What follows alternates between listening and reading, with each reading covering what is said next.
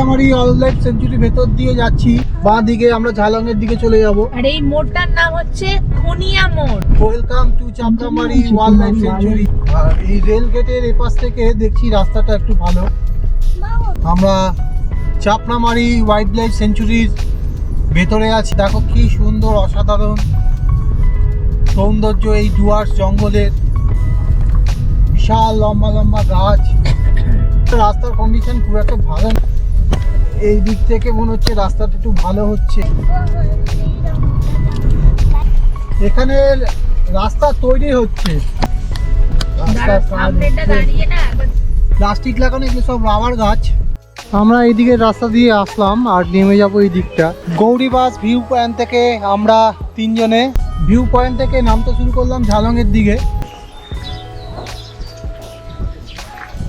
সবে মাত্র জলঢাকা হোমস্টেতে আসলাম।